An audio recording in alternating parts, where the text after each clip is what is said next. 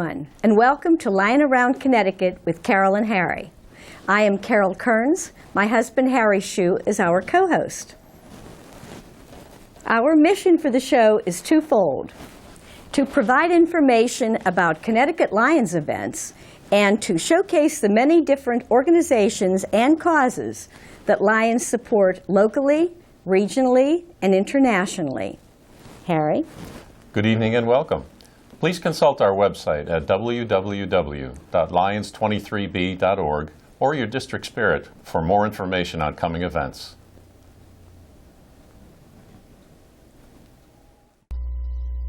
Hello, everyone, and welcome to Lying Around Connecticut with Carol and Harry. We are back at the New England Lions Council in Mount Snow, Vermont, and we're hearing an excellent presentation from Jeff Kolak from SLAM T1D, which started with his daughter and her battle with diabetes. So on with the show. When I say the diagnosis of type 1 diabetes is life-altering, it is truly that. When the doctor came in and said, well, we've tested her urine, we just want to now test her blood. And then they didn't come back right away, we knew something wasn't right. When the doctor came back in and he said, we're certain that Johanna has type 1 diabetes. She's going to be okay, but you've got to get in your car right now and get to the hospital. We've called ahead, and they're waiting for you. All of that, the part of that explanation, she's going to be okay, we didn't hear. We heard, we've got to get to the hospital. Probably could have been nailed for 10 or 15 speeding tickets between the doctor's office and the hospital, but we got there safely. We got her there. Her blood sugar was a little under 800 milligrams per deciliter. To give you an idea, for those of us who don't have type 1 diabetes or don't have type 2 diabetes, our normal blood sugar is between 70 to 100 to 110 milligrams per deciliter. She was in diabetic ketoacidosis. The ketone level that she was in was about, I think it was 5.2. Normal ketone level, when we spill ketones when we get the flu, ketones are kind of like the body's battery acid, not good. It'll start shutting things down, and within hours it could kill you. The normal range would be 0.1, 0.2. That's when we're not feeling so well. Hers again was 5.2.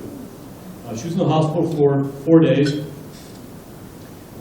Came out, got right back at it. She is a fiery redhead, and just got right after it. So our life was turned upside down. What it meant was a life 24/7 of monitoring blood sugar levels. From that day of diagnosis, Natalie and I have not slept through a night. Whether we set 2 alarms at the same time to make sure that one of them wakes us up, we check her blood sugars every night.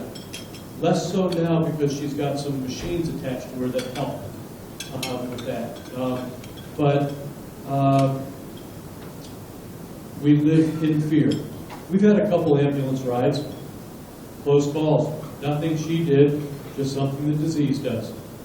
A couple years after Johanna's diagnosis, we were at our kitchen table. It's kind of, I say, at our kitchen table. It's an ongoing conversation at the kitchen table. It's the, well, what do we do next? We're volunteering at the hospital, et cetera, et cetera. So, well, why don't let's call the Division of Children and Families in Vermont. Maybe they've got a young child who has type 1 diabetes and might be able to help a family. Just take the child for a weekend and give the parents some rest. Because again, we don't sleep like we used to. We count every single carb that they ingest. We calculate the insulin that they have to have. So things like carb to insulin ratios and correction factors and bolus factors and basal rates now all becomes part of our daily math. But a couple years after that, we go, well, yeah, let's call the DCF, see if maybe we can help the family. And I made the phone call, and the woman on the phone said, "This is a miracle, it's a miracle." And I said, "Well, what do you mean? You want a child with type 1 diabetes?" No, we have one. We want to help for a little bit. And she said, "Well, we have a little boy. He's 6.5. We can't find a home. No one will take him because of this disease." He was diagnosed while in foster care. The foster family had intentions of adopting him until the diagnosis, and I understand why they could not all of a sudden embrace that opportunity, because it is incredibly difficult. So I hope, I hold no ill feelings toward them for making that decision. I knew when I hung up the phone, I said, well, let's just calm down, let's just go, let's take this. I knew when I hung up the phone that I would probably have a son now in our midst.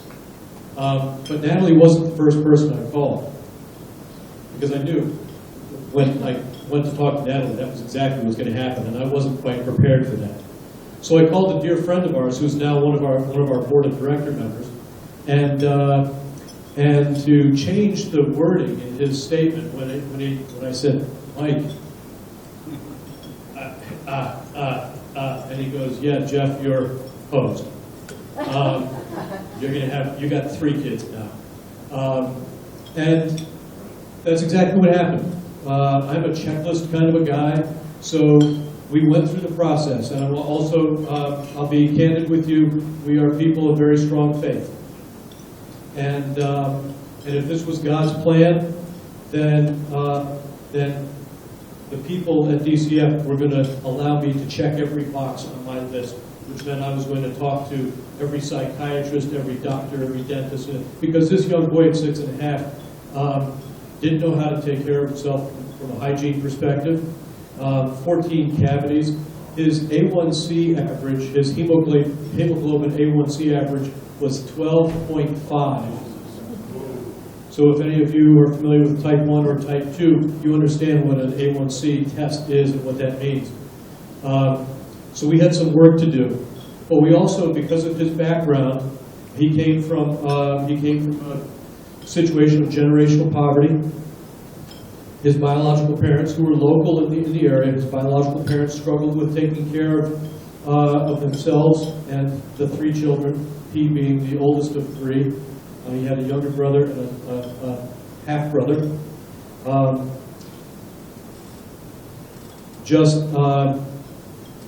Very difficult circumstances. I wanted to make sure that if we were going to bring Nicholas into our family, that we were capable of giving him everything that he needed, not as a type 1 diabetic, but as a young boy.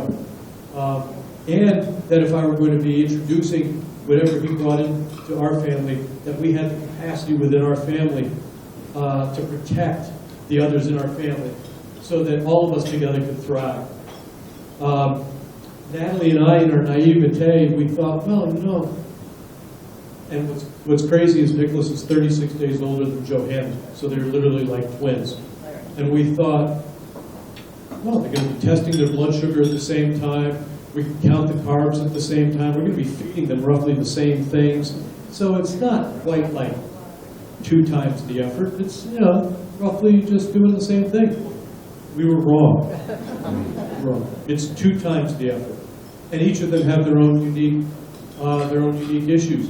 Physiologically, they react to insulin differently. So their ratios are different. Their bolus factors are different. Their correction factors are different. Their basal rates are different. Johanna now has, as a teenage girl, she has menstrual cycles that completely change the effect of insulin and the utilization of insulin in her body. So it was times two. But we have been incredibly blessed. And what we felt was that through this we needed to continue to fight this disease. And so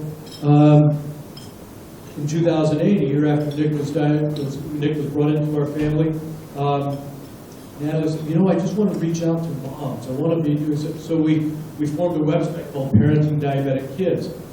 And very quickly, it got to the point where there were 20,000 forum members, and I would say, 90% of them were moms. And there would be these opportunities, times, I didn't see them as opportunities, but there would be these times when Natalie and some others would say, as a dad, why don't you do a blog? Give the dad's perspective.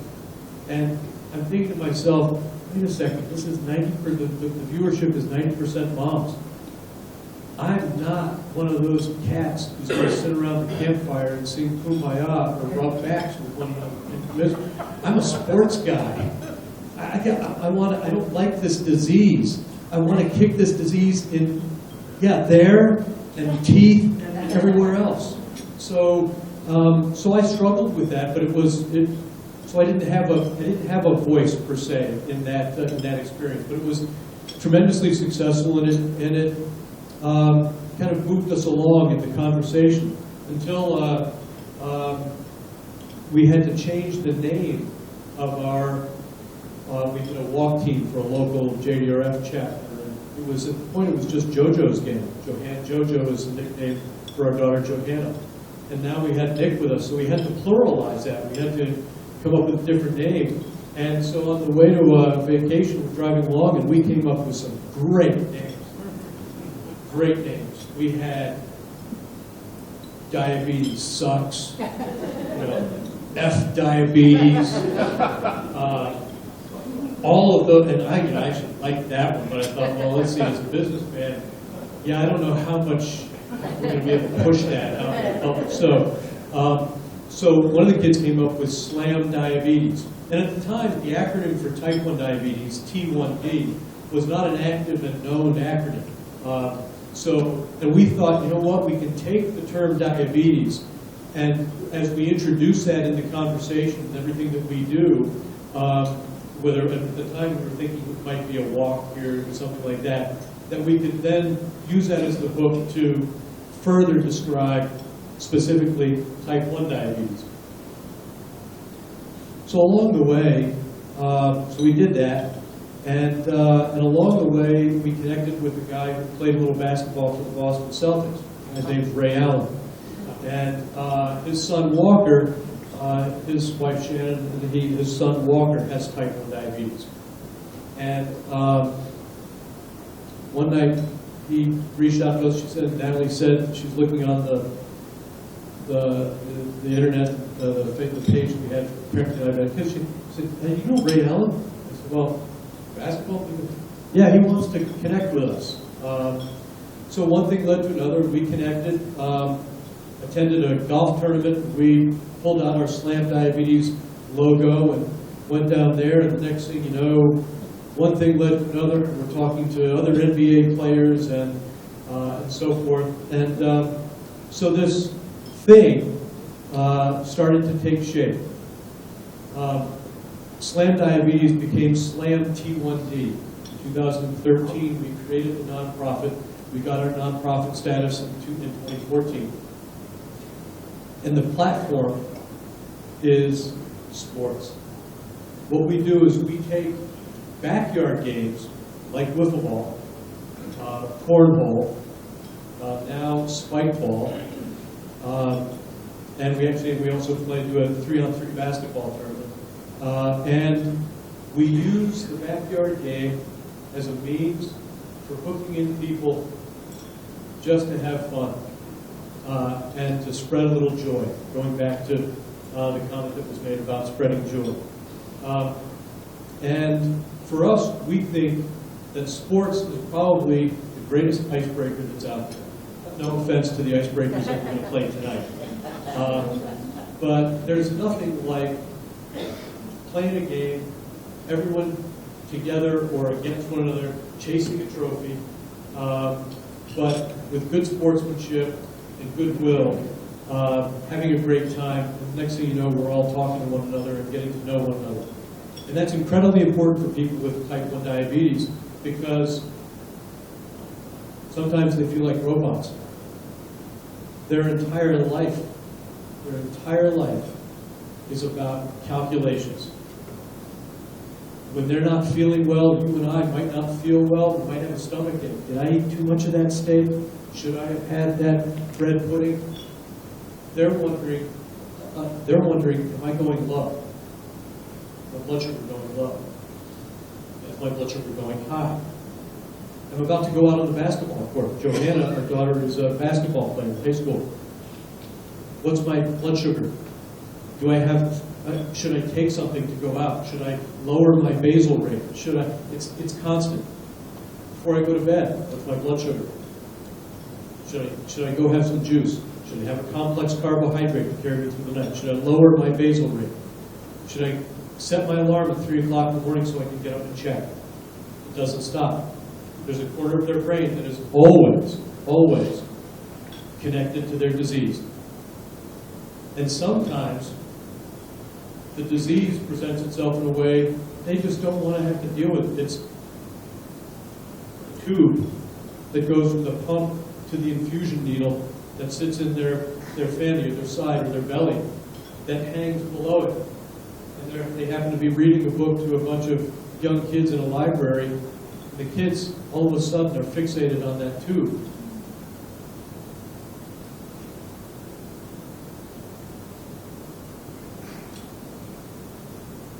She doesn't mind dealing with the diabetes because it's part of her. But she doesn't want it to be the thing that defines her. And she doesn't want to have to be forced to address it. But that was it was wonderful for those kids. What is that? What is that? Why do you have that? What does that do? So our games, the games we play, there's some deceit in it, I will admit. The deception is that we use fun and backyard games that we've all played to bring the unknowing, those who don't understand or quite know what the disease is about. We use fun in a backyard game that we throw a big league 5 to, hook you in. And then you get there, and along the way we help you understand a little bit more about type 1 diabetes. And we've had experiences where we've had firemen from Rhode Island who put a team in a tournament, and then the next year, that fireman says, I was in the fire station and someone was talking about, my grandmother's diabetes. I said, no, that's type 2, that's not type 1. I didn't. And the year before, he had no understanding of that difference. And so we are about awareness. We are about getting more kids to camps, because we know that those A1Cs will go down when they go to camp. We know that when they go to camp, they feel independent. They don't have, you've heard the term, parents that helicopter, right? Parents that helicopter, that means we're really involved in our kids' lives, like too much, our kids will tell us. Type 1 diabetes parents do not helicopter. We lawnmower. We are in every detail, right? They can't go to a sleepover without reporting BGs. 3 weeks ago, I got a text from one of our board members who happens to have type 1 diabetes. He's had it most of his life, since the age of 10. He's in his 40s now, 45. Sent me a text. Young 10-year-old, just outside of Pittsburgh, was at a sleepover. Parents, they went to bed, they tested everything. Parents were expecting the next morning they were just going to get up and wake their daughter up and their daughter's friend who has type 1 diabetes, and they were going to have some waffles and giggle and have some fun and get on with their day. The daughter passed away. The daughter's friend passed away. Hypoglycemia that caused the brainstem to swell, and she didn't recover. It's a condition of type 1 diabetes. It's a thing that we have to confront every day. And when I saw that, I thought, my gosh, I remember the first time that Johanna, we felt comfortable allowing Johanna to do a sleepover, and how gracious, how grateful we were that this family, who we knew well, would take on the risk, would spend time with us to understand. And even then, it was a bit traumatic for Johanna because the mom thought that you were supposed to take the cover off of the plunger, the needle for testing.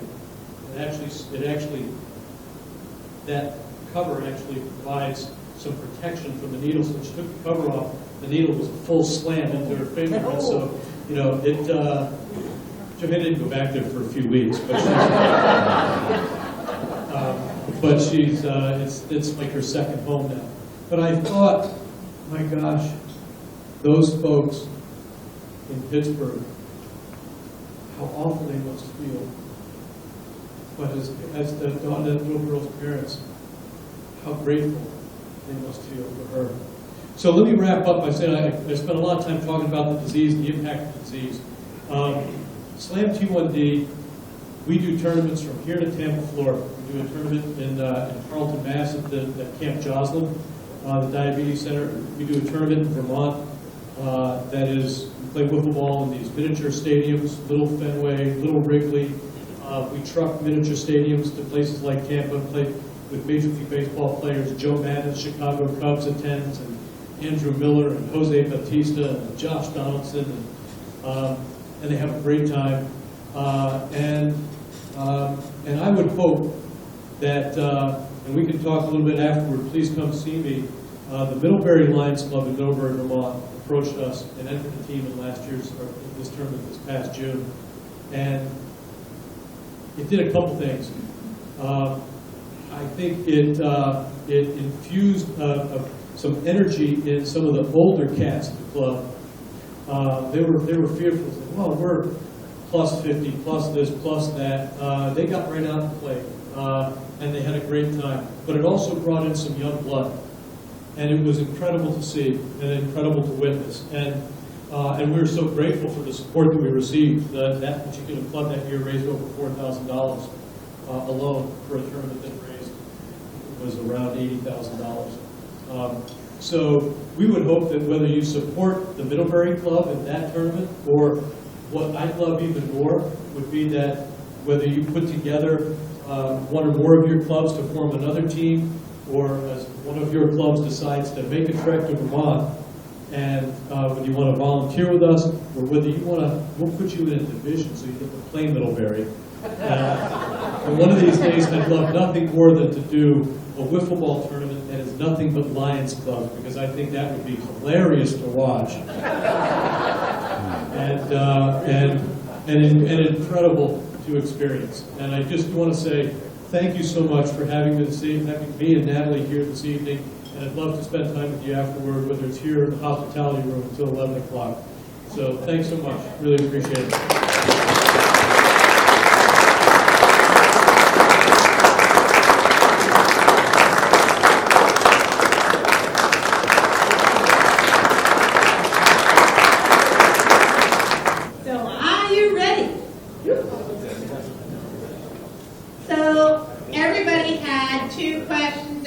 Did you have a chance to chat it up a little and figure out?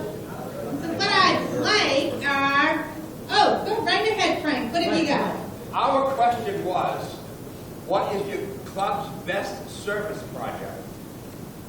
My club, the Newburyport Lions Club, we give every Thanksgiving, we feed about 250 people, homeless, single parents with children, seniors, lots and lots and lots of seniors that they don't spend, the children either don't invite them or whatever. That is our best service project. It's amazing. It's talked about. People leave saying, can you save us a seat for next year? It's just so that's ours, the Newburyport Lions Club, Massachusetts. Fantastic. And isn't that the best thing that we do as Lions? Isn't that where you get your great energy and your great feelings with the service project? Because what are you doing? You're helping other people, right? Anybody else? Another table? The enjoyable moments? Share the enjoyable moments. Our question was, what is your most enjoyable moment as a Lion? And I think it happens almost every day. And here today, I think the most enjoyable moment was really when our guest speakers came, Jeff and Natalie, and really opened their hearts with us and shared your life story with us. I want to thank you again both for coming here. You know, your story has moved us here today. And if nobody has asked you to become Lions, I hope somebody from your home state will ask you to become a Lion. You truly both have hearts of a lion. I've checked out your website. And for adopting a child, I think just in bringing that boy into your lives was truly remarkable. And I truly, on behalf of all Lions, want to thank you for being here with us. You've touched our hearts tonight. I will ask past council chair Annette Burdick to please come forward and to lead us in the ultimate patriotic song for Red Sox Nation. Wait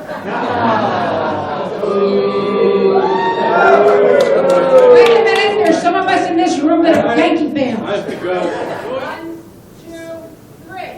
Take me out to the ball game, take me out to the crowd. Buy me some peanuts and cracker jacks. I don't care if I ever get back, for it's root for the Yankees. It's a shame, for it's 1, 2, 3 strikes, you're out at the old ball game. And on that note, I consider this meeting closed. Hello again, everyone. What an exciting program and evening of Lions activities and fun and information. It really was. We had a great time listening to Jeff. Those are the Chews who just went by, our global service team leaders, area leaders. Ken Chew. Yeah. Anyway, very inspirational speech by Jeff. They've got a wonderful program. It's called SLAM it's T1D, type 1 diabetes, SLAM T1D. And it really opened my eyes as to what it really means to be a parent of a child with type 1 diabetes.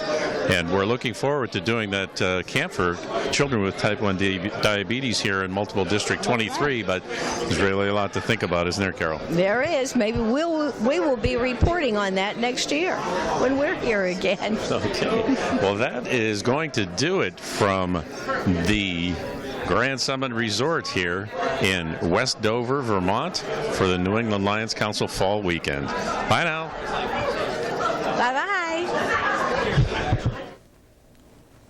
We hope you enjoyed our show this evening. Tune in next week for another Lion Around Connecticut with Carol and Harry. Good night. Bye-bye.